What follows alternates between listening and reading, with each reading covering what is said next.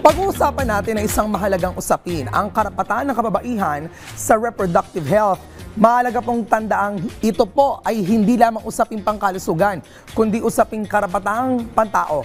Ano po ba itong reproductive rights? Ayon sa World Health Organization, ang reproductive rights ay ang karapatan ng bawat isa na magpasya ng malaya at responsable kung kailan at ilang anak ang nais nila at magkaroon ng access sa impormasyon at serbisyong kinakailangan para dito.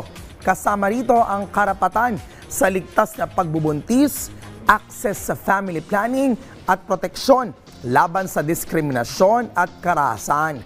Sa Pilipinas, naisabatas ang Republic Act No. 10354 o Responsible Parenthood and Reproductive Health Act of 2012. Layunin nitong tiyakin ang universal access sa contraception, fertility control, reproductive health education at maternal care. Itinataguyod dito ang karapatan ng bawat isa, lalo na ng kababaihan sa impormasyon at serbisyong pangkalusugan.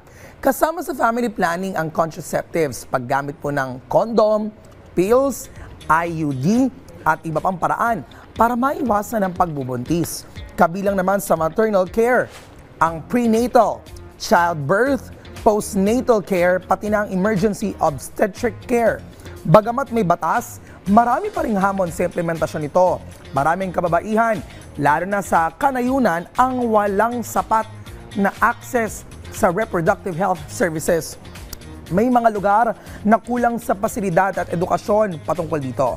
Sa ilalim ng batas, tuturuan na ang mga bata ng mahalagang impormasyon tungkol sa reproductive health.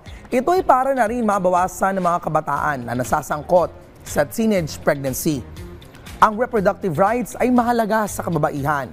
Ito ay nagbibigay daan sa kanila na magdesisyon para sa kanilang katawan at kinabukasan. Kapag may access sa tamang impormasyon at serbisyo, mas nagiging empowered ang kababaihan na magplano ng kanilang pamilya at buhay. Tandaan po natin, madalas man i-apply sa kababaihan. Ang reproductive rights ay karapatan ng bawat isa.